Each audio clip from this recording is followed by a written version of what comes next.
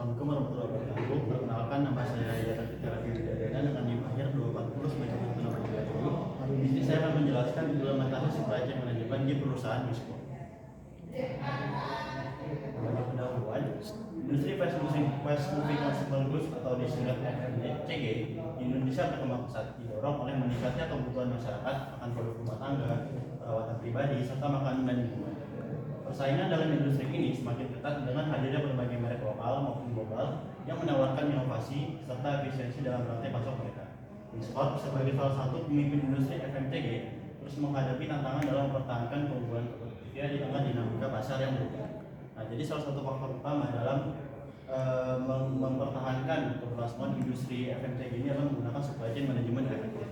SCM tidak hanya memastikan kelancaran distribusi produk, tetapi juga mengoptimalkan produksi dan juga mengendalikan biaya operasional. Wisco sebagai salah satu distribusi yang cukup luas menghadapi berbagai tantangan seperti fluktuasi harga bahan baku, terus ada efisiensi produksi dan distribusi, dan ketiga itu ada permintaan pasar yang terus berubah-ubah. Oleh karena itu penerapan SCM di industri ini sangat penting dan penerapan SCM yang berbasis teknologi sangat penting bagi perusahaan ini. Kemudian lanjut ke metode penelitian. Di sini ada studi literatur dengan membaca dan menganalisis berbagai sumber tertulis relevan seperti jurnal terbit, laporan industri, serta hasil penelitian dari Wisco itu sendiri. Kemudian ada analisis data secara distributif berdasarkan informasi yang didapat dari studi literatur tadi melalui studi literatur. Untuk hasil dan pembahasannya, jadi sini ada 4 poin, itu yang pertama analisis implementasi supply chain management di Wisco, yang kedua tantangan dalam implementasi supply chain management di Wisco, yang ketiga inovasi dalam supply chain management di Wisco, dan yang keempat yang terakhir adalah prospek masa depan supply chain management di Wisco. Untuk hasil pembahasannya, yang pertama implementasi SCM di Wisco mencakup berbagai aspek, yaitu yang pertama manajemen rantai pasok dan pengadaan bahan baku. Nah, jadi Wisco ini mengadopsi strategi diversifikasi pemasok untuk mengurangi ketergantungan pada satu sumber bahan baku. Hal ini penting karena mengingat fluktuasi bahan baku seperti minyak sawit dan plastik itu sangat mempengaruhi profitabilitas perusahaan. Perusahaan ini juga menerapkan sistem yang bernama just in time untuk mengurangi penumpukan stok bahan baku dan memastikan bahan tersedia sesuai dengan kebutuhan produksi. Untuk ini, perusahaan itu dapat mengurangi biaya penyimpanan serta meningkatkan efisiensi operasional. Kemudian yang kedua adalah optimalisasi produksi melalui teknologi ERP. Perusahaan ini juga menerapkan sistem yang bernama Enterprise Resource Planning atau bisa disingkat itu adalah ERP untuk mengintegrasi seluruh aspek dalam rantai pasok mereka, mulai dari produksi hingga distribusi. Dengan ERP, perusahaan itu dapat mengontrol persediaan bahan baku mereka secara real time sehingga tidak ada ketersediaan bahan baku mereka itu tetap terjaga. Nah, kemudian ERP ini juga mereka juga mempunyai kegunaan, yaitu dapat mengurangi resiko kesalahan dalam pencatatan data yang bisa berdampak pada efisiensi operasional. Lebih lanjut juga ERP ini juga bisa mempercepat proses pengambilan keputusan berbasis data sehingga perusahaan ini dapat langsung merespon perubahan pasar dengan sangat cepat. Kemudian yang ketiga adalah strategi distribusi dan logistik terintegrasi. Nah, sebagai salah satu perusahaan yang terbesar di FMCM, distribusi yang cukup luas itu distribusi yang luas merupakan dampak keberhasilan dari perusahaan Wisco itu sendiri. Nah, mereka menerapkan strategi logistik terintegrasi yang pertama adalah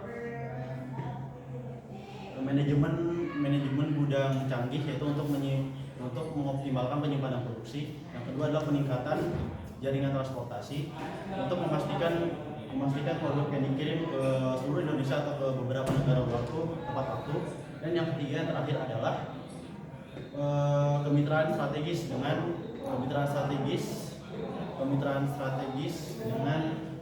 distributor dan eceran untuk memastikan produk-produk mereka tuh tersedia di berbagai wilayah. Kemudian lanjut yang poin kedua adalah Bizruk masih menghadapi beberapa tantangan dalam operasionalnya. Nah, meskipun mereka sudah menerapkan strategi supply chain management yang cukup efektif, mereka juga tetap menghadapi tantangan yang dimana adalah fluktuasi harga bahan baku, yang dimana sebagai perusahaan yang sangat bergantung pada fluktuasi bahan baku seperti minyak sawit dan produksi, mereka harus menghadapi volatility harga yang didapat pada biaya produksi. Kemudian yang kedua ada persaingan ketat di industri FMCG. Nah, karena industri FMCG ini termasuk industri yang cukup luas, jadi beberapa pemain lokal dan globalnya itu juga menawarkan produk yang serupa.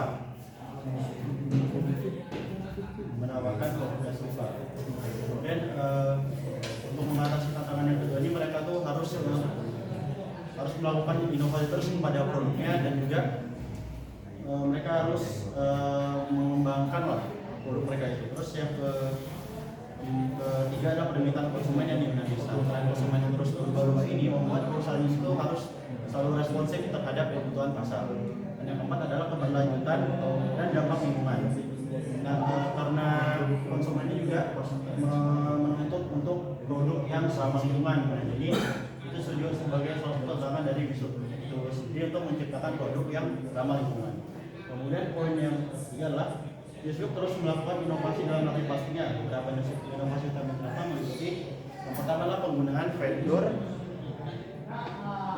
managed inventory, yang dimana itu adalah untuk meningkatkan efisiensi dalam pengelolaan persediaan. Nah, sistem itu memungkinkan pemasok untuk mengelola stok produk secara langsung berdasarkan data penjualan dan permintaan pasar. Nah, dengan cara ini perusahaan dapat menghindari berlebihan dan kekurangan stok yang dapat mempengaruhi profitabilitas perusahaan. Kemudian yang kedua ada digital supply chain management dengan big data.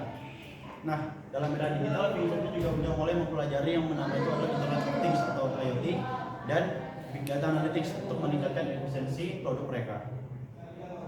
Kemudian yang keempat adalah prospek SCM di Bizruk ke depannya diprediksi akan semakin bergantung pada digitalisasi dan keberlanjutan. Beberapa langkah strategis yang dilakukan adalah yang pertama meningkatkan penggunaan kecerdasan buatan untuk AI. Yang kedua itu ada memperluas jaringan distribusi berbasis e-commerce, dan yang ketiga adalah mengembangkan produk yang lebih ramah lingkungan.